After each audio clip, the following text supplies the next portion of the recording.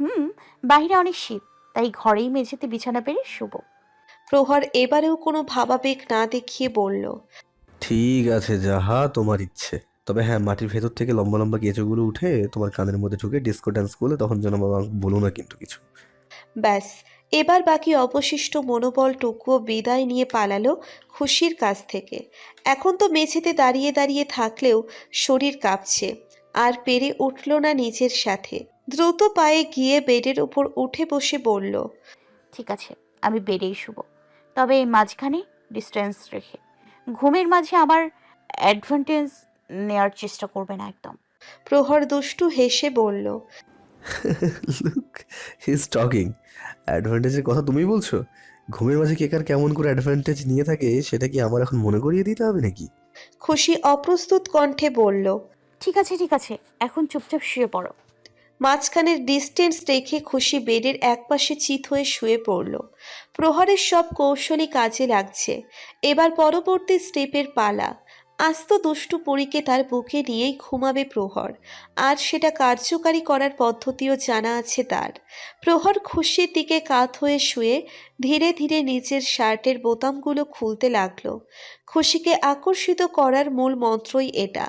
খুশি একবার আর চোখে তাকিয়ে প্রহরের কার্যক্রম দেখে হকচকিয়ে উঠে বলল। এই কি করছো? শার্ট কেন খুলছো? এমনি আমার কেমন জানি হট হট লাগছে, তাই শার্টটা খুলছি। এই হাড় কাঁপানো শীতে তোমার গরম লাগছে? Are you kidding? আরে আমার শরীর আমার চেয়ে তুমি কি ভালো করে জানবে নাকি? আমাকে আমার কাজ করতে দাও। প্রহর শার্টের সবগুলো বোতাম খুলে শার্টটা দুই দিকে সরিয়ে দিয়ে নিচের বুকটা উন্মুক্ত করে দিল। প্রহর যে এসব ইচ্ছাকৃতভাবে করছে তা ভালোই বুঝতে পারছে খুশি। তবে সে তো সহজে গলবে না। প্রহরের মনস্কামনা সফল হতে দিবে না কোনো মতেই। মনে মনে দৃঢ় সংকল্প গ্রহণ করলেও তাতে টিকে থাকা যথেষ্ট দুর্বোধ্য হয়ে উঠছে। বেহায়াত চোখের দৃষ্টি খুশির সাথে বিদ্রোহ ঘোষণা করে বারবার প্রহরের পানেই তীর নিক্ষেপ করছে। চোরা চোখে ঘুরে ফিরে দেখার চেষ্টা করছে পাশের সুবলিষ্ঠ যুবকের সুঠাম বুকটাকে। আর চোখে তাকানো দৃষ্টিকে ফিরিয়ে আনতে নিলেই কিছু একটাই ভ্রু কুঁচকে আসে খুশির। খুশি কাত হয়ে এবার সরাসরি তাকায় প্রহরের বুকের দিকে। বুকের বাম পাশে যেখানে একবার খুশি কামড় দিয়েছিল, সেখানে খুশি নামের ট্যাটু দেখে হৃৎপিণ্ড থমকে গেল খুশির। স্তব্ধ নয়নে তাকিয়ে রইল সে। প্রহরের চোখের পানে চেয়ে ধরা গলায় বলল। এইটা কবে করেছো? প্রহর মায়াবী চোখে তাকিয়ে বলল। তুমি আমার জীবন থেকে হারিয়ে যাওয়ার কিছুদিন পূর্বে আমি যখন বিজনেসের কাজে কানাডা গিয়েছিলাম তখন ওখানে এটা করিয়েছিলাম। তোমার দেওয়া প্রথম চিহ্নটাকে জীবন্ত রাখার জন্য এটা করেছিলাম। তুমি শেষ যেদিন আমার সাথে দেখা করেছিলে সেদিন তোমাকে বলেছিলাম তোমার জন্য একটা সারপ্রাইজ আছে। এটাই সেই সারপ্রাইজ ছিল। তোমাকে সেদিন এটা দেখাতে চেয়েছিলাম, আর তোমাকে সেদিন বিয়ের জন্য প্রপোজ করার প্ল্যান করেছিলাম। কিন্তু পরের দিন তোমার বাসার সামনে গিয়ে তোমাকে আর পেলাম না। তোমার ফোনটা বন্ধ, ফোন করেও পারছিলাম না। জানো, সেদিন সারাদিন তোমার বাসার সামনে বসেছিলাম তোমারই অপেক্ষায়। শেষে পাইপ বেয়ে তোমার ব্যালকনিতে গিয়েও দেখলাম দরজা আটকানো। মেন দরজায় এসে দেখলাম সেখানেও তালা মারা। দিয়া, শাহিন সবার কাছে তোমার খোঁজ নেওয়ার চেষ্টা করলাম, কিন্তু তোমার কোনো খোঁজ নেই। সেই দিনটা যে আমার কী অবস্থা হয়েছিল সেটা হয়তো ভাষায় প্রকাশ করা সম্ভব না। আমার জীবনের সব থেকে দুর্বিষহ দিন ছিল ওটা। কিন্তু আমি কি জানতাম এর পরের দিনগুলো তার চেয়েও ভয়াবহ হতে চলেছে, কারণ আমার দুষ্টু পরি হারিয়ে গিয়েছিল। প্রহর আরো কিছু বলতে লাগলো, কিন্তু খুশির কানে আর কিচ্ছু ঢুকছে না। চোখ দুটো ঝাপসা হয়ে আসছে। চেপে রাখা কষ্টগুলো বাঁধ ভাঙা সমুদ্রের পানি হয়ে উপচে পড়তে চাইছে ওর দু চোখ দিয়ে। আর যে নিজেকে আটকাতে পারছে না ও। খুশি প্রহরের বুকে নিজের নামের ট্যাটুর উপর আলতো করে বোলাতে লাগলো। মাথাটা এগিয়ে নিয়ে ট্যাটুর উপর একটা চুমু এঁকে দিল খুশি। আবেশে চোখ বন্ধ করে নিল প্রহর। প্রশান্তির বাতাস ছুঁয়ে গেল শরীর মন জুড়ে। খুশির চোখের বাঁধ ভেঙে গেল। প্রহরের বুকে হাত বোলাতে অঝোর ধারা বইতে শুরু করলো। ধীরে ধীরে হাত বাড়িয়ে প্রহরকে জড়িয়ে ধরে নীরবে অশ্রু বিসর্জন দিতে লাগলো। প্রহরও দুই হাতে জড়িয়ে নিল প্রিয়তমাকে। তবে খুশির শরীরের কাঁপুনি উপলব্ধি করে প্রহর ভ্রুকুচকে বলল। খুশি, খুশি তুমি কি কাঁদছো? নীরব কান্নার সাথে এবার আওয়াজের সংযোজন ঘটল, সাথে শক্ত হলো হাতের বাঁধন। নিজেকে কিছুতেই আটকাতে পারছে না ও। আজ যেন সব কষ্টের প্রতিধ্বনিরা বাঁধ ভেঙে বেরিয়ে আসছে। খুশির কান্নার শব্দ টের পেতেই প্রহর খুশিকে ছাড়িয়ে সামনে আনার চেষ্টা করলো, তবে খুশির শক্ত বাঁধন খুলতে পারল না প্রহর। ধীরে ধীরে খুশির কান্নার আওয়াজের গতি বাড়তেই লাগলো, আর বাড়ছে হাতের বাঁধন। প্রহর ভয় পেয়ে গেল, খুশিকে ছাড়ানোর চেষ্টা করেও পারছে না। খুশি দুই হাতে প্রহরকে সর্বশক্তি দিয়ে আঁকড়ে ধরে বুকে মুখ ঠেকিয়ে হাউমাউ করে কাঁদছে। সারা শরীর কাঁপিয়ে হৃদয় বিদারক কান্না করছে খুশি। কাদার সময় খুশির দাঁতগুলো লেগে আছে প্রহরের বুকের সাথে। চোখের পানি আর লালায় ভিজে যাচ্ছে প্রহরের বুক জমিন। আমি মরতে চাই না প্রহর, আমি বাঁচতে চাই তোমার সাথে বুড়ো হতে চাই। প্লিজ আমাকে বাঁচাও, আমাকে যেতে দিও না, আঁকলে রাখো তোমার বুকে। প্লিজ আমাকে আটকে রাখো তোমার পিঞ্জরে। মনে মনে চিৎকার করে এসব বললেও মুখ দিয়ে শুধু কান্নার আওয়াজ ছাড়া আর কিছুই বের করতে পারল না। চিৎকার করে কাঁদছে খুশি, প্রহরের কলিজা যেন ছিদ্র হয়ে যাচ্ছে। খুশির এই নিদারুণ কান্না সে কিছুতেই সহ্য করতে পারছে না। প্রহর ধরা গলায় বলল, প্লিজ সোনা, থামো না, আজ এ সহ্য হচ্ছে না। কি হয়েছে আমার লক্ষ্মী সোনাটার? একবার শুধু বলো না, আমি আছি তো, সব ঠিক করে দেবো। কান্না থামাও, কি হয়েছে বলো একবার।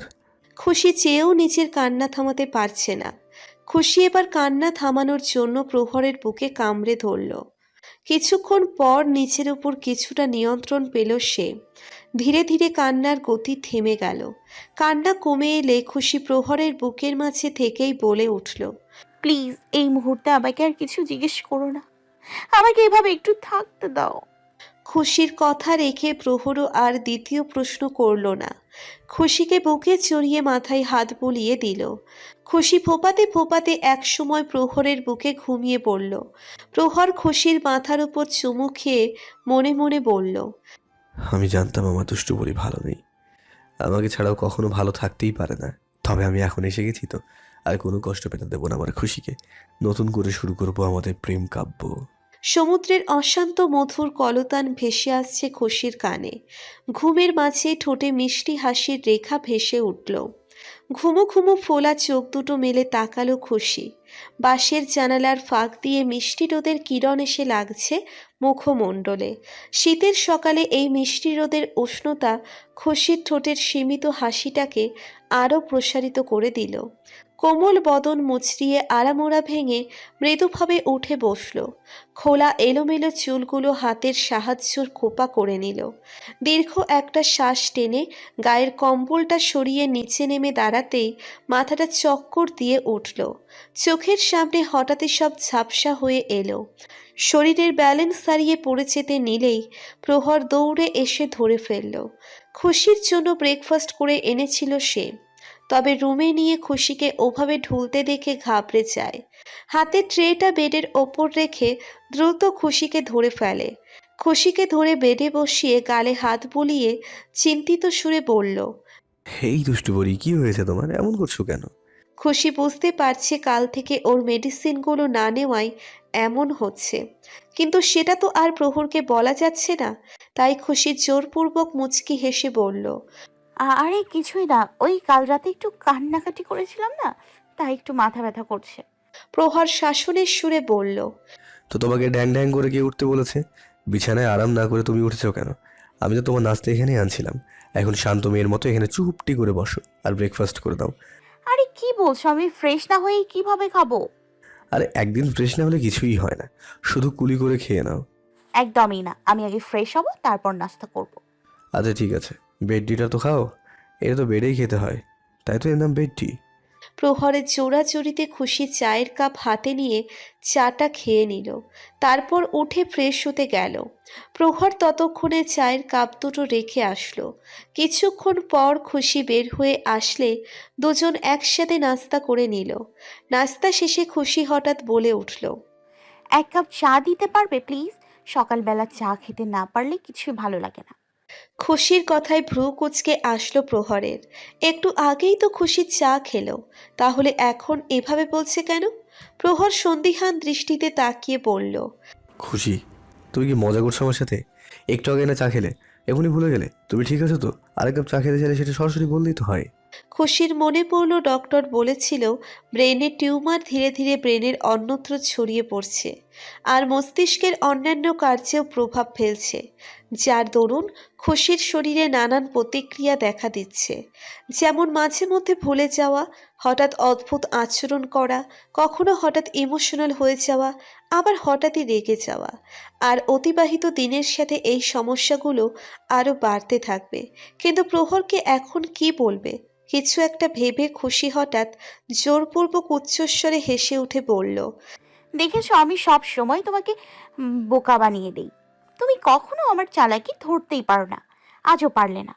খুশির কথা প্রহরের কেমন বিশ্বাসযোগ্য মনে হলো না। তবুও একটা দীর্ঘশ্বাস ছেড়ে ভারাক্রান্ত কণ্ঠে বলল, ঠিকই বলেছো। তুমি সব সময় আমাকে বোকা বানিয়ে দাও। তবে আজকাল তোমার বোকা বানানো প্রোটোকলটা কেমন পাল্টে গেছে। আমার না কেন যেন খুব ভয় হচ্ছে। এমন কিছু কি আছে যা আমার জানা দরকার? যদি থেকে থাকে তাহলে প্লিজ বলে দাও আমাকে। এমন যেন না হয় যে পরবর্তীতে জানানোর জন্য তুমি অনেক দেরি করে ফেলো। Trust me Khushi, then I will be not able to forgive you. নিজের মর্মবেদনা কোনোভাবে সামলে নিয়ে খুশি অন্যদিকে মুখ ঘুরিয়ে দিয়ে বলল, প্রহর প্লিজ, তোমাকে আগেও বলেছি এমন কিছুই না। প্লিজ বারবার এক কথা বলো না। প্রহর মলিন সুরে বলল। ঠিক আছে খুশি, তুমি আরাম করো এখন। কথাটা বলে প্রহর বাইরে চলে গেল। খুশি প্রহরের যাওয়ার পানে তাকিয়ে বেদনার্ত কণ্ঠে বলল, Even I'm not forgive myself to hurt you like this.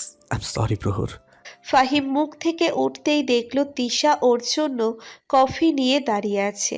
Fahim উঠে বসে তিশার হাত থেকে কফির মগটা নিয়ে বেডের পাশের টেবিলে রেখে বলল, আপনার আর এসব করার দরকার নেই। ইউ আর ফ্রি নাও, যান ফ্রেন্ডসদের সাথে গিয়ে এনজয় করুন। তিশা হালকা অবাক হয়ে বলল, কেন?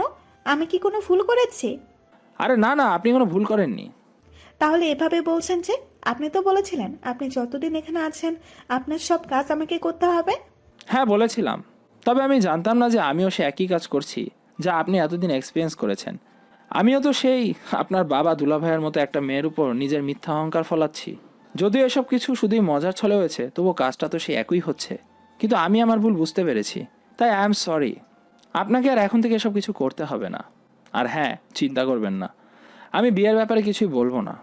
তিশা মুচকি হেসে বলল, ইটস ওকে, সরি বলার দরকার নেই। আমি আপনার সাথে যা করেছিলাম তাতে যে কারোরই রাগ হবার কথা, that's what I am sorry. আচ্ছা, যা হবার তা তো হয়ে গেছে। পুরনো সব কিছু ভুলে এখন নতুনভাবে শুরু করি। Can we friends? তিশাও হাসি মুখে বলল, ইয়েস উই ক্যান। ওকে দেন। আপনাকে কি আমি তুমি করে সম্বোধন করতে পারি? না মানে ফ্রেন্ডসদের মাঝে আপনি সম্বোধন স্যুট করে না। হ্যাঁ অবশ্যই, এমনিতেও আপনি আমার বড়ই হবেন, তো আমাকে তুমি করে বলতে পারেন। Thank you Tisha. আচ্ছা শোনো, আমি আমার কিছু ফ্রেন্ডের সাথে আজ হিমছড়ি যাচ্ছি, তো তুমি তোমার ফ্রেন্ডসদের সাথে চাইলে আসতে পারো আমাদের সাথে। ওয়াও, তোমার তো অনেক ইচ্ছে হিমসুরে যাওয়ার। ঠিক আছে, আমি বলছি ওদের, ওরা নিশ্চয়ই রাজি হবে। আচ্ছা তাহলে ঘন্টাখানিক পর রিসিপশন এরিয়ায় এসো তোমরা, ঠিক আছে? আচ্ছা। তিশা বেরিয়ে গেল রুম থেকে। ফাহিম মুচকি হেসে তাকিয়ে রইল সেদিকে। মেয়েটাকে নিয়ে কেমন অনুভূতির সৃষ্টি হচ্ছে ওর মনে। মনে হচ্ছে এবার সত্যি সত্যি বিয়ের পিঁড়িতে বসতেই হবে। সমুদ্রের মাঝে জমে থাকা বড় বড় পাথরের ওপর বসে আছে খুশি। হাঁটুতে থুতনি ঠেকিয়ে দৃষ্টির বাণ চালিয়েছে সামনের সুদর্শন যুবকটার পানে, যে আপাতত ফলা দিয়ে মাছ ধরতে ব্যস্ত। গায়ের শার্ট খুলে রেখে প্যান্টটা হাঁটু পর্যন্ত গুটিয়ে নিয়ে পানিতে নেমেছে প্রহর। নীল সমুদ্রের পানি এই যুবকটাকে আরো আকর্ষণীয় করে তুলছে। এত কেন সুদর্শন এই ছেলেটা? চোখের নজরকে তো অনেক আগে বেইমান করে দিয়েছে। এখন বুঝি আমাকে চরিত্রহীন করার ষড়যন্ত্র করেছে সে। এসব যে তার সূক্ষ্ম মস্তিষ্কের অভিসন্ধি তা ভালোই বুঝতে পারছে খুশি। তাই তো ওকে এনে এখানে তার সামনে বসিয়ে রেখেছে। যাতে নিজের পরিকল্পনার প্রয়োগ করতে পারে আমার উপর। এভাবে চলতে থাকলে কিভাবে হবে? নিজের সাথে যুদ্ধ করে কতক্ষণই বা টিকে থাকতে পারবে ও? হঠাৎ প্রহরের প্রফুল্ল স্বরে খুশির ঘোর কাটল। প্রহর একটা বড় মাছ ধরতে সক্ষম হয়েছে, সেটাই দেখাচ্ছে ওকে। প্রহর মাছটা একটা পাত্রে রেখে খুশির কাছে এসে কোনো কথাবার্তা ছাড়াই সোজা খুশিকে কোলে তুলে নিল। খুশি হড়বড়িয়ে উঠে বলল, আরে আরে, সমস্যা কি তোমার? বলা নেই ক নেই, সবসময় খালি তুলে নাও কেন? আমার কি পানি নাকি? প্র্যাকটিস করছি বাবু, আমাদের ফুটবল টিমের প্লেয়ারদের পাল্টে হবে না, তারই প্র্যাকটিস করছি, বুঝেছো? প্রহর কথা বলতে বলতে খুশিকে নিয়ে পানিতে নামছে। খুশি সেটা দেখে চোখ বড় বড় করে বলল, এই এই, তুমি পানিতে নামছো কেন? ভিজে যাবো তো আমি। হ্যাঁ, তো ভেজার জন্যই তো নিয়ে যাচ্ছি। 2 দিন হলো গোসল করো না, আর কতদিন বিনা গোসলে থাকার প্ল্যানিং আছে? হ্যাঁ জানি নোংরা থাকা তোমার ফেভারিট বিষয়, তবে আমার মোটেও না। আমার অপরিষ্কার একদম পছন্দ না, তাই তোমাকে এখন গোসল একদম ফ্রেশ হয়ে যেতে হবে, ঠিক আছে? গোসল করতে হবে মানে? তা ওই ঠান্ডা পানিতে? মোটেও না। আর তাছাড়া আমি চেঞ্জ করে পরবো কি? আমার কাছে কি কাপড় চোপড় আছে নাকি? তোমার প্রেমিককে কি এত কাঁচা প্লেয়ার মনে হলো তোমার? তোমাকে যদি আনতে পারি তাহলে তোমার জন্য কাপড় চোপড় আনা কি খুবই একটা কঠিন ব্যাপার? তার এইসব ভেবে বাহানাবাজি করে কোনো লাভ নেই, গোসল তো তোমাকে করতেই হবে। খুশির কোনো বাহানায় ফলপ্রসূ হলো না। প্রহর ওকে পানিতে নামিয়েই দম নিল। খুশিকে কোলে নিয়েই পানির গভীরে নামলো প্রহর। ডুব দিল স্বচ্ছ পানির গহ্বরে। শীতে কেঁপে উঠল খুশি। আঁকড়ে ধরল প্রহরের গলা। শীতের মাঝে এই অত্যাচারের জন্য প্রহরের ওপর চরম ক্ষিপ্ত হচ্ছে খুশি। গোসল শেষে আবারও উঠে এলো খুশিকে নিয়ে। ঘরে এসে নামিয়ে দিল খুশিকে। প্রহরের ব্যাগের ভিতর থেকে একটা প্যাকেট এনে বেডের উপর রেখে বলল, চেঞ্জ করে এটা পরে নাও, আমি বাইরে যাচ্ছি। প্রহর বাইরে যেতেই খুশি প্যাকেট খুলে দেখল একটা আকাশি নীল শাড়ি আছে তাতে। খুশি বুঝতে পারল এই জবরদস্তি গোসল করানোর উদ্দেশ্যটা কি। কিন্তু এখন তো আর কিচ্ছু করার নেই। ওর কাছে আর কোনো কাপড় চোপড় নেই, তাই না চাইতেও এটাই পরতে হবে। কিন্তু ও তো শাড়ি পরা ভালো করে জানেও না। প্রহরকে এটা বললে সে আরও সুযোগের সদ্ব্যবহার করতে চলে আসবে। না না না, এর চেয়ে ভালো আমি নিজেই যা পারি তাই করি। খুশি চেঞ্জ করে নিজেই কোনো রকমের শাড়িটা পেঁচিয়ে নিল। কিন্তু বাইরে যেতে পারছে না ও। শাড়ি পরে প্রহরের সামনে যেতে কেমন লাগছে যেন ওর। তাই ওভাবেই রুমে বসে রইল। তবে সেটা আর বেশিক্ষণ পারল না। কিছুক্ষণ পরই দরজার কড়া নাড়ল প্রহর। এতক্ষণে প্রহর বাইরেই নিজের কাপড় চেঞ্জ করে নিয়েছে, তাই এবার খুশিকে ডাকছে। আর আবারও ব্যর্থ হয়ে দরজা খুলে দিল খুশি। দরজা খুলে দিলে প্রহরের নজর ধন্য হলো প্রিয়তমার দর্শনে। এই প্যাঁচানো অগোছালোভাবে পরা শাড়িতেও পৃথিবীর সবচেয়ে অপরূপা মনে হচ্ছে সামনের রমণীকে, যে রমণীতে প্রহর বারংবারই ধরাশায়ী। ভালোবাসা বুঝি এমনই, নিজের ভালোবাসার মানুষকে সব রূপেই অবিস্মরণীয় লাগে। প্রহর মুগ্ধ নয়নে তাকিয়ে খুশির কাছে এসে বলল, শাড়ি পরতে পারো না, আমাকে বলোনি কেন? এসো, আমি ঠিক করে পরিয়ে দিচ্ছি। খুশি আমতা আমতা করে বলল। না না থাক, আমি এভাবেই ঠিক আছি। প্রহর ঠোঁটে দুষ্টু হাসির রেখা ঝুলিয়ে খুশির দিকে ঝুঁকে বলল, কেন, ভয় হয় বুঝি? আমি কাছে আসলে নিজের উপর নিয়ন্ত্রণ রাখতে পারবে না, তাই না? খুশি গলা ঝেড়ে বলল, এমন কিছুই না। ঠিক আছে, শাড়ি পরাতে দাও, তাহলে না হয় বিশ্বাস করব। ওকে, পরিয়ে দাও, আমার কিছু যায় আসে না। প্রহর মুচকি হেসে খুশির শাড়ি ঠিক করে দিতে লাগলো।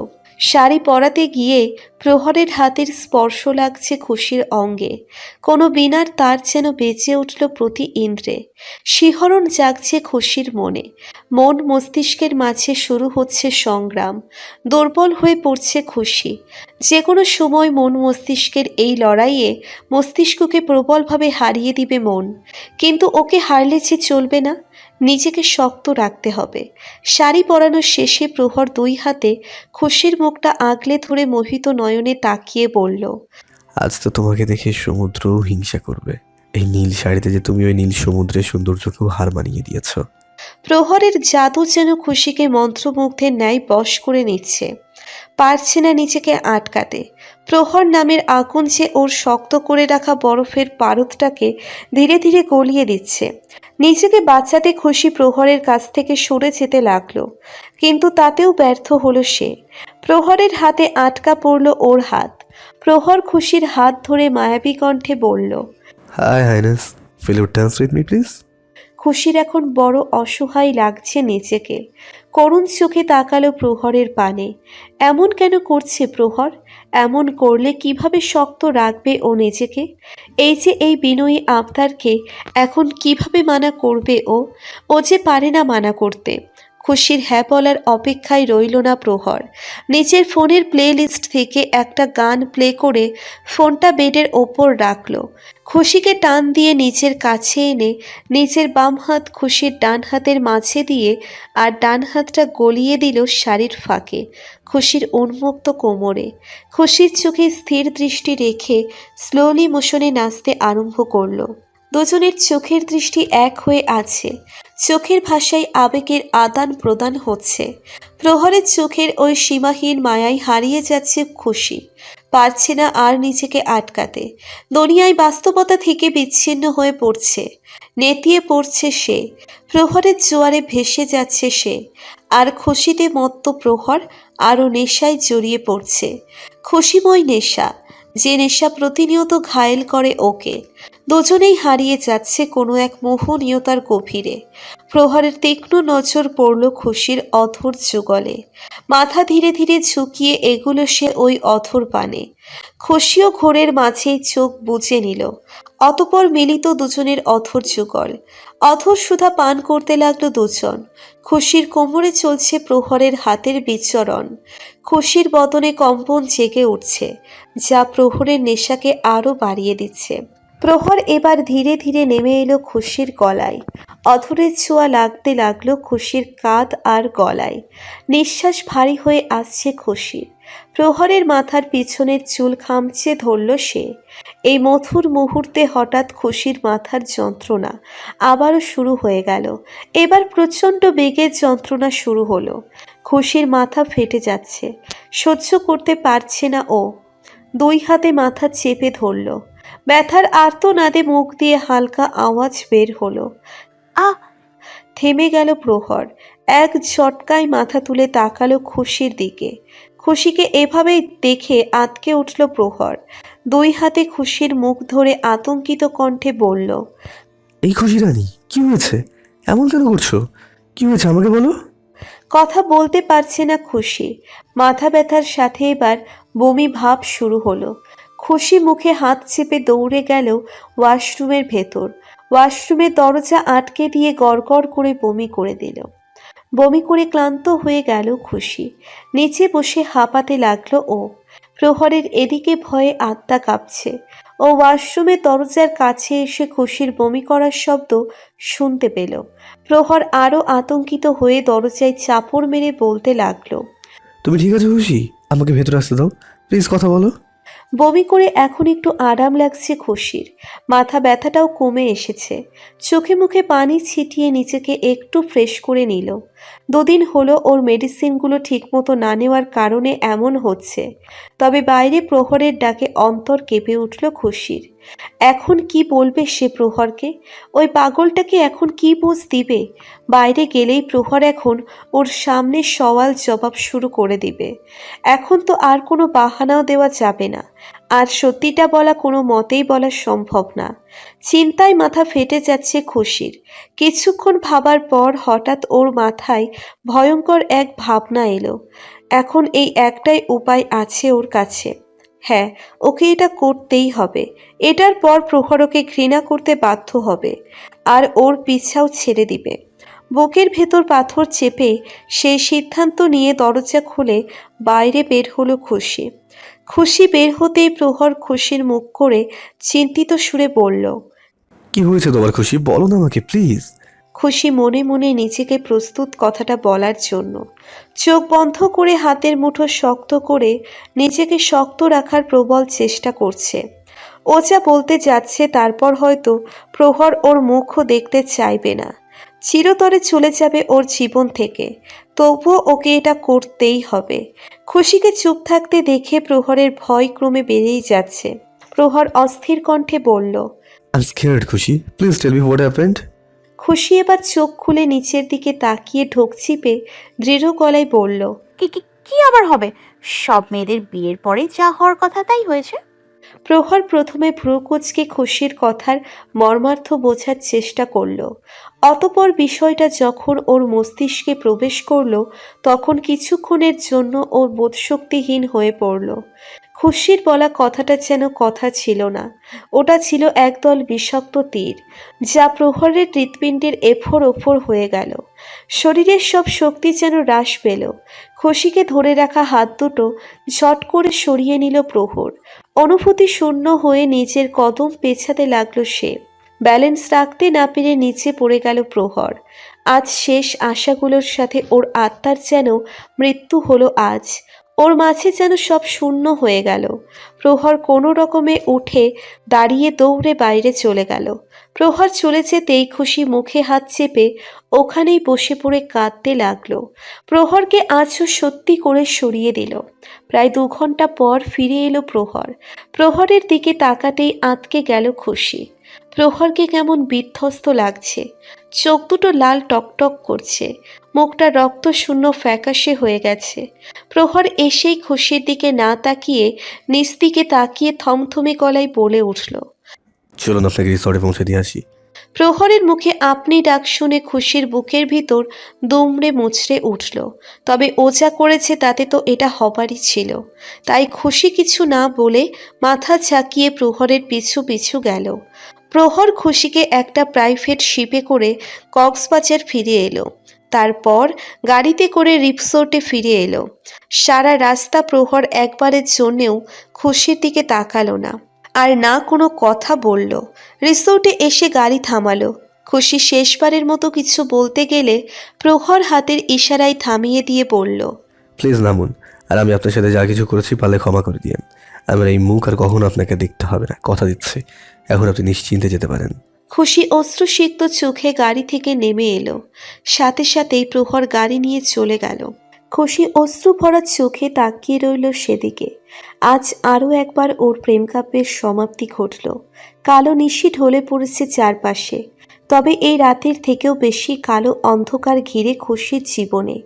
এই অসহনীয় যন্ত্রণার থেকে তো মরণ ঢের ভালো। এই মুহূর্তে নিজের চাইতে বেশি প্রহরের চিন্তা হচ্ছে। আজকে প্রহরকে একেবারে অন্যরকম লাগছিল। এর আগে কখনো এমন দেখা যায়নি ওকে। না জানি ওর ভেতরে কি ঝড় চলছে। ওর মেন্টাল স্টেটমেন্ট এই মুহূর্তে ঠিক নেই। ও আবার উল্টোপাল্টা কিছু করে না বসে। এসব চিন্তায় অস্থির হয়ে যাচ্ছে খুশি। রুমের মাঝে পায়চারি করছে শুধু। কয়েকবার প্রহরের নাম্বারে ফোন দেওয়ার চেষ্টাও করেছে, কিন্তু প্রহর ফোন ধরেনি। তারপর থেকে ওর ফোন বন্ধ আসছে। বারে বসে একের পর এক অ্যালকোহল পান করে যাচ্ছে প্রহর। তবে কিছুতেই কিছু হচ্ছে না। বুকের আগুন কিছুতেই কমছে না। কানে শুধু বারবার খুশির বলা সেই কথাটাই ভাসছে। তার সাথে বাড়ছে দহন জ্বালা। সারা শরীর জ্বলছে দাউ দাউ করে। এই মুহূর্তে পুরো পৃথিবীটাকে নিজের আগুনে পুড়িয়ে দিতে ইচ্ছে করছে। যন্ত্রণায় সারা শরীর ফেটে যাচ্ছে। সহ্য করতে পারছে না আর প্রহর। গ্লাস বাদ দিয়ে এবার পুরো বোতল হাতে তুলে নিল। একদমে শেষ করে ফেলল পুরো বোতল। তবুও শান্তি পাচ্ছে না।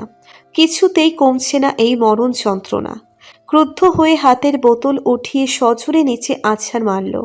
বাড়ি রাখা সব বোতলগুলো ঠেলে ফেলে দিল। আর মুখ দিয়ে উচ্চস্বরে চিৎকার করতে লাগলো। বাড়ির ওয়েটারটা এসে প্রহরের ধরে আটকানোর চেষ্টা করে বলতে লাগলো, স্যার স্যার প্লিজ তামাশা করবেন না, বাকি কাস্টমাররা ডিস্টার্ব হচ্ছে। প্রহর ওয়েটারের কলার চিপে ধরে ক্ষিপ্ত কণ্ঠে বলল, কাস্টমারদের ডিস্টার্ব হবে সেই ভয় করছিস? আর আমার কি? হ্যাঁ, আমার কি? আমার লাইফ ডিস্টার্ব হয়ে যাচ্ছে, তার কি? আর কী সব মাল রেখেছিস তোরা? আমি কোনো কিছু ভুলতে পারছি না কেন? এমন কোনো কিছু নেই তোদের কাছে যা নিলে আমি সব ভুলে যেতে পারবো? বল, আছে এমন কিছু? ওদের মাঝে এক ওয়েটার প্রহরের কানে আস্তে করে বলল, স্যার মাল আছে, ওটা গোপন মাল। আপনি কি নেবেন? একবার নিলে সব ভুলে যাবেন, তবে টাকাও একটু বেশি লাগবে স্যার। প্রহর পকেট থেকে নিজের ভিজিটিং কার্ড বের করে ওয়েটারকে দিয়ে বলল, এবার নিশ্চয়ই বুঝতে পারছিস তুই কার সাথে কথা বলছিস। টাকা চিন্তা ছাড় আর মাল নিয়ে আয়। স্যার ওটা ইনলিগাল জিনিস, এখানে আনা যাবে না। আপনি আমার সাথে চলুন। প্রহর ওয়েটারের সাথে আলাদা একটা রুমে এলো। ওয়েটার একটা বক্স এনে তার ভিতর থেকে একটা ড্রাগসের শিশি আর একটা সিরিঞ্জ বের করলো। ওয়েটার সিরিঞ্জে ড্রাগস ভরে প্রহরকে পুশ করতে গেলে প্রহর ওয়েটারকে হাত থেকে সিরিঞ্জটা নিয়ে বলল, তুই যা, আমি একাই করে নেবো। কিন্তু আপনি একা নিলে সমস্যা হতে পারে। এটা ওভারডোজ হয়ে গেলে আপনার অনেক ক্ষতি হতে পারে, এমনকি আপনার জানও যেতে পারে। প্রহর তাচ্ছিল্যের হাসি দিয়ে বলল। এর চেয়ে ভালো আর কি হতে পারে? তোকে যেতে বললাম, তুই যা। কিন্তু স্যার। প্রহর এবার রাগী কণ্ঠে বলল। I said get lost. ছেলেটা এবার ভয় পেয়ে চলে গেল। প্রহর শিরিন্সের দিকে অদ্ভুত নজরে তাকিয়ে বলল। I love become poison খুশি and now finally it's destroy me but I love this also. প্রহর সিঁড়ির পুরোটাই নিজের হাতে পুশ করে নিল। আর কিছুক্ষণের মধ্যেই প্রহর চলে গেল। প্রহর ঢলে পড়ল। ওয়েটার ছেলেটা বাইরে এসে অন্য ওয়েটারকে বলল। ভাই ওই স্যার তো পুরাই ওভারডোজ নিয়ে ফেলেছে, এখন কি করব? উনি তো মারা যেতে পারে। অন্য ওয়েটার বলল। আচ্ছা দাঁড়া, আমি ওই স্যারকে চিনি। উনি মেহরাব ইন্ডাস্ট্রির মালিক। এখানে ওনাদের রিপোর্ট আছে, আমি রিপোর্টে ফোন করে বলে দিচ্ছি। সারাটা রাত অস্থিরতায় কেটেছে খুশির। একটুও ঘুমোতে পারেনি, মনটা প্রচুর অশান্ত হয়ে যাচ্ছে। অজানা কোনো ভয়ে বুকটা ধুকপুক করছে। একবার প্রহরের কোনো খবর না পাওয়া পর্যন্ত শান্তি পাচ্ছে না কিছুতেই। আজ ওরা চলে যাবে, জারিফ এসে প্যাকিং করতে বলে গেছে। একটু পরেই বের হতে হবে, কিন্তু যাওয়ার আগে একবার প্রহরের খবর না পেলে ও যে শান্তি পাবে না।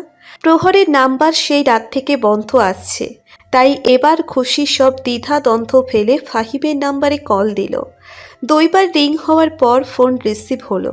খুশি বলে উঠল। দেব, আই মিন ফাহিম ভাইয়া, আমি খুশি বলছি। ফাহিম ওপাশ থেকে তিক্ত কণ্ঠে বলে উঠল। এখন কেন ফোন করেছেন আপনি? আর কি চান? আপনি যা চেয়েছিলেন তা তো করে ফেলেছেন, এখন আর কিসের জন্য ফোন করেছেন? খুশি ভয়ের্থ কণ্ঠে বলল। মামা, মানে প্রহর ঠিক আছে? ওর কিছু হয়নি তো? ওয়াও, আপনি সত্যি গ্রেট। প্রহরকে মৃত্যুর মুখে ঠেলে দিয়ে এখন ওর জন্য চিন্তা দেখাচ্ছেন। অন্তর কেঁপে উঠল খুশির, কাঁপা কাঁপা কণ্ঠে বলল। মৃত্যুর মুখে মানে কি বলছেন আপনি? ভাইয়া প্লিজ বলুন না প্রহরের কি হয়েছে, ও ঠিক আছে তো? হ্যাঁ, মৃত্যুর মুখে। প্রহর কাল ড্রাগসের ওভারডোজ নিয়ে ফেলেছে। ওখানকার কেউ ফোন করে জানায় আমাদের। আমি তখনই রাতেই ওকে হসপিটালে নিয়ে আসি, এখনো জ্ঞান ফিরেনি ওর। পায়ের নিচ থেকে মাটি সরে গেল খুশির। খুশির হৃদস্পন্দন থমকে গেল। মুহূর্তেই অনুভূতি শূন্য হয়ে পড়ল ও। হাত পা ঠান্ডা হয়ে এলো। ওপাশ থেকে ফাহিম আরও বলতে লাগলো। আর এসব কিছু আপনার জন্য হয়েছে। আপনি জানেন, এখন আমার নিজেকেই প্রহরের কাছে অপরাধী মনে হয়, কারণ কোথাও না কোথাও আপনার সাথে সম্পর্কে জড়াতে আমি ওকে পুশ করেছিলাম, আর তার ফলস্বরূপ দেখুন এত কষ্ট পাচ্ছে ও। এর চেয়ে তো ভালো হতো আপনি ওর জীবনে কখনো আসতেনই না। কেন আমার বন্ধুটার সাথে এমন করলেন? ও তো সবটা উজাড় করে আপনাকে শুধু ভালোই বেসেছিল, তাহলে কেন করলেন ওর সাথে এমন? প্রহরের কিছু হয়ে গেলে আমি নিজেকে কখনো ক্ষমা করতে পারবো না, আর না আপনাকে। কথাগুলো বলেই ফোন কেটে দিল ফাহিম। খুশি শরীরের ভর ছেড়ে দিয়ে ঠাস করে নিচে বসে পড়ল। পুরো পৃথিবী যেন থমকে গেছে মুহূর্তেই। এটা কি হয়ে গেল? এমনটা তো ও চায়নি। যাকে ভালো রাখার জন্যে এত কিছু করলাম। সে কিনা আজ মৃত্যুর মুখে? না না না না, এ হতে পারে না। আমার প্রহরের কিছু হতে পারে না। আমি থাকতে আমার প্রহরের কিছু হতে দিব না। যাকে বাঁচানোর জন্য আমি এত কিছু করলাম, আমার বিরহে যদি সে নিজেই না বাঁচে, তাহলে এসবের কি ফায়দা? না না, আমি আমার প্রহরকে কিচ্ছু হতে দিব না। আমি আজই সব বলে দিব প্রহরকে, হ্যাঁ সব বলে দিব। আর দূরে যাব না ওর থেকে, কখনোই না। খুশি উঠে দাঁড়িয়ে এলোমেলো পায়ে দৌড়ে বাহিরে বেরিয়ে গেল। নিচে এসে রিসেপশন থেকে প্রহর কোনো হসপিটালে আছে সেটা জেনে নিল। আর এক মুহূর্তও দেরি না করে হসপিটালের উদ্দেশ্যে রওনা হলো। যেতে যেতে শুধু একটাই দোয়া করছে, ওর প্রহর যেন ঠিক থাকে, ওর যেন কিছু না হয়। হসপিটালে এসে দৌড়ে ভেতরে গেল খুশি। বুক কাঁপছে ওর। ভেতরে চেয়ে যেন প্রহরকে ঠিক দেখে এটাই দোয়া করছে। রিসেপশন থেকে প্রহরের কেবিন নাম্বার জেনে নিয়ে দ্রুত পায়ে সেদিকে এগুলো। পড়ি করে দৌড়তে গিয়ে সিঁড়ির ওপর পড়ে গেল খুশি। হাত পায়ে প্রচুর ব্যথাও পেল, তবে সেসবে ভ্রুক্ষেপ নেই খুশির। আবারও উঠে দাঁড়িয়ে এলোমেলো পায়ে এগুলো প্রহরের রুমের দিকে। প্রহরের কেবিনের দরজায় এসে দেখতে পেল প্রহরের জ্ঞান ফিরেছে। ফাহিমের সাথে কথা বলছে ও। প্রহরের জ্ঞান ফিরেছে দেখে খুশির দেহে যেন প্রাণের সঞ্চালনা হলো।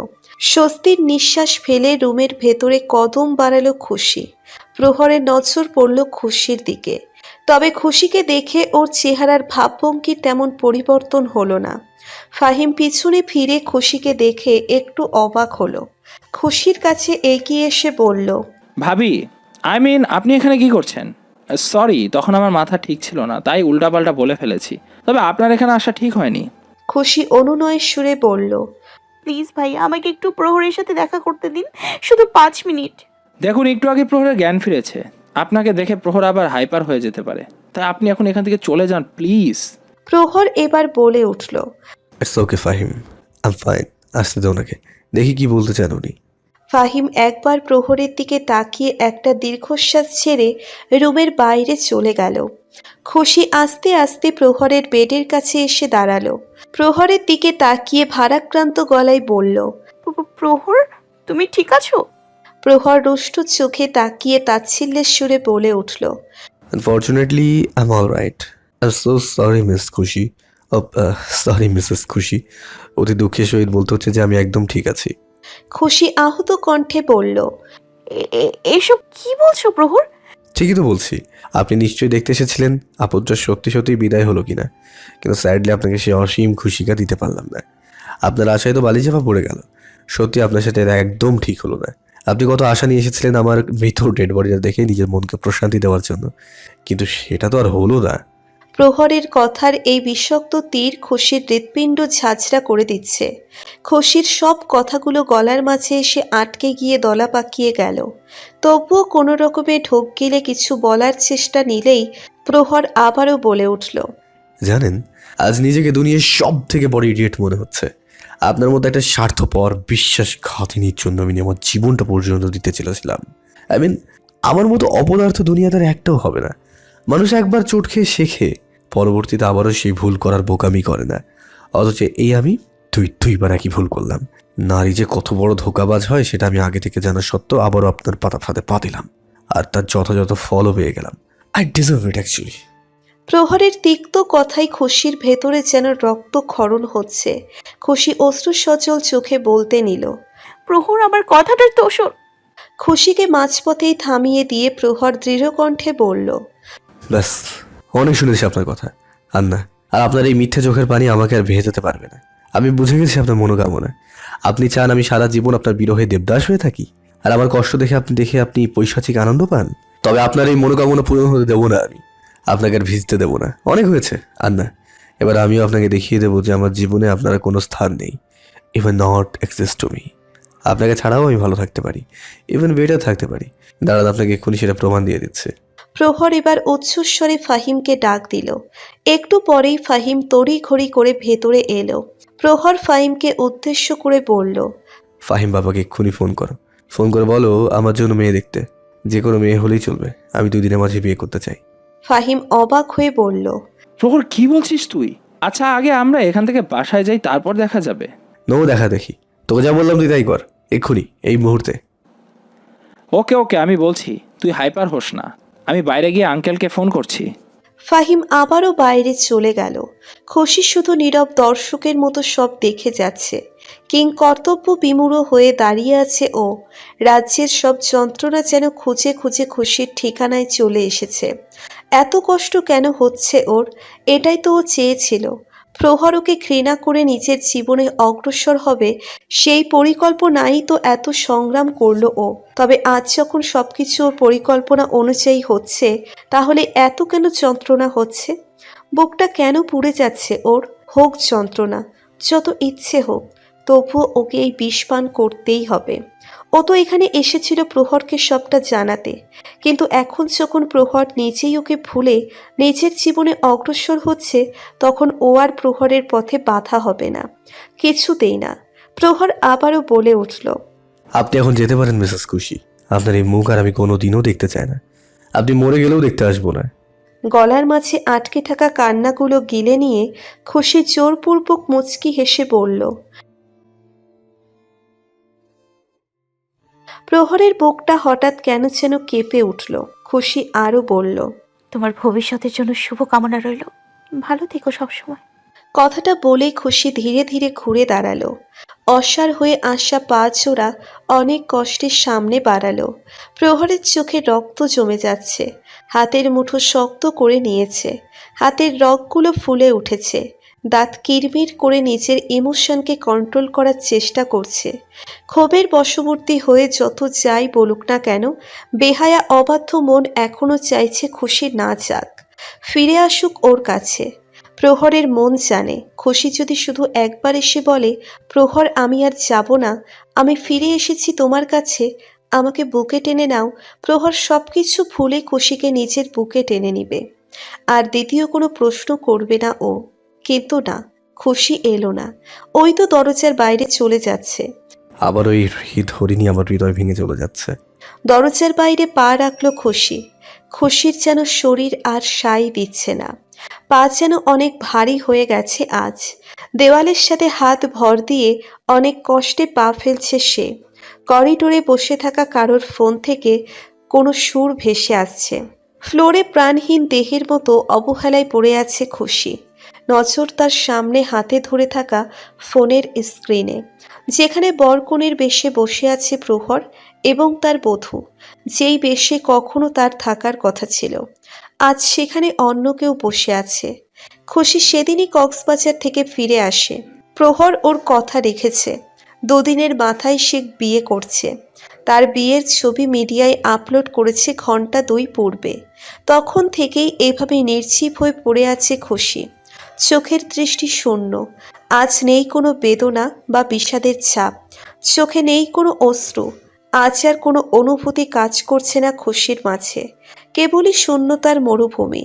ধীরে ধীরে অসর হয়ে আসছে খুশির শরীর। হাত পায়ের শক্তি হ্রাস পাচ্ছে। চোখের সামনে ঝাপসা হয়ে যাচ্ছে। হাতে রাখা ফোনটা আর ধরে রাখতে পারল না। হাতের শক্তি হারিয়ে ছেড়ে দিল ফোনটা। চোখের পলক চেপে এলো আপন গতিতে। অন্ধকারের তলদেশে ডুবে গেল খুশি। যাক ডুবে, সে আর ফিরতে চায় না। ফিরতে চায় না এই স্বার্থপর পৃথিবীতে। এটাই যেন হয় ওর শেষ ঘুম। অশান্তি, অস্থির, চপল, অধীর ব্যাকুলতা, এমন সব শব্দের আরও যত অনুভূতি আছে, এই সব কিছুরই প্রতিফলন ঘটছে আপাতত প্রহরের শরীর মন জুড়ে। ক্রোধ আর জেদের বশে বিয়ে তো করতে চেয়েছে ও। আর ওর জেদ মেনে মেয়ে ঠিক করে বিয়েও পাকা করে ফেলেছে জিদান সাহেব। প্রহর একবারের জন্যেও মেয়েটিকে দেখেওনি, শুধু বলেছে দুদিনের মাঝেই বিয়ে করবে। তাই ওর কথা মতো আজ ঘরোয়াভাবে বিয়ের আয়োজন করা হয়েছে। তবে বিয়ের সময় যত ঘনিয়ে আসছে ততই অস্থিরতায় জ্বলে পুড়ে পড়ছে ও। অশান্তিতে মাথা ফেটে যাচ্ছে। এক মুহূর্তের জন্যেও শান্তি পাচ্ছে না। মনে হচ্ছে অনেক খারাপ কিছু হতে চলেছে। অতি মূল্যবান কিছু একটা ছুটে যাচ্ছে ওর হাত থেকে। বিয়ে পড়ানোর জন্য নিচে আনা হয়েছে প্রহরকে। এখানে এসে ওর অশান্তি আরও বেড়ে যাচ্ছে। হাত পায়ের মাঝে নিষ্পিস করছে। অস্থিরভাবে পা দোলাচ্ছে আর হাতের তালু ঘষছে। গলা শুকিয়ে যেন মরুভূমি হয়ে যাচ্ছে ওর। মনে হচ্ছে চারপাশ থেকে বিষাক্ত বিচ্ছুর দল ওকে কামড়াতে এগিয়ে আসছে। একটু পরে কনেকে নিয়ে আসা হলো। কনেকে নিয়ে এসে প্রহরের বসানো হলো। প্রহর একেবারের জন্যেও মুখ তুলে তাকালো না সেদিকে। তবে কনেকে ওর পাশে বসাতেই প্রহরের অশান্তি যেন এবার শিখরে পৌঁছে গেল। মনে হচ্ছে কেউ ওর সারা শরীরে আগুন ঢেলে দিয়েছে। গলা কাটা মুরগির ন্যায় ছটফট করছে ওর অন্তর বাহির। ওর পাশে তো শুধু ওর খুশি বসবে, আর কারোর অধিকার নেই। কারণ না, তাহলে এই মেয়েটা কেন বসেছে ওর পাশে? মেয়েটার এত সাহস কি করে হলো? কিছুক্ষণের মধ্যেই কাজী বিয়ে পড়ানো শুরু করলো। এবার যেন প্রহরের নিঃশ্বাসই বন্ধ হয়ে আসছে। না, আর পারছে না ও। এখানে আর এক সেকেন্ডও বসে থাকলে ও দমবন্ধ হয়ে মরে যাবে। কাজী সাহেব যখন কবুল বলতে বলল, তখন হঠাৎ প্রহর ঠাস করে উঠে দাঁড়ালো। সবাই হতবাক হয়ে তাকালো ওর দিকে। প্রহর ওর বাবার সামনে এসে করুণ সুরে বলল, আই কান্ট বাবা, আই এম সরি। প্রহরের মনের অবস্থান সম্পর্কে ভালোভাবেই অবগত ওর বাবা, তাই তিনি বাধা দিলেন না প্রহরকে। চোখের ইশারায় প্রহরকে আশ্বস্ত করল। ব্যাস, প্রহর আর একটা মুহূর্তও অপেক্ষা করল না। এক ছুটে বেরিয়ে গেল বাইরে। ফুল স্পিডে গাড়ি চালাতে চালাতে নিচের শেরওয়ানির বোতামগুলো এক হাতে টেনে হিঁচড়ে খুলে ফেলল প্রহর। ও জানে না ও কি করছে, কোনটা ভুল কোনটা ঠিক তাও জানে না। ভালো মন্দের বিচার করার স্থিতি নেই এখন ওর মাঝে।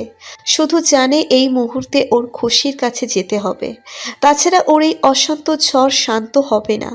ও জানে না কেন যাচ্ছে ও খুশির কাছে, কি বা বলবে গিয়ে। শুধু জানে এই মুহূর্তে খুশিকে না দেখতে পেলে ওর দম বন্ধ হয়ে যাবে। তাই যে করেই হোক ওর খুশিকে দেখতেই হবে।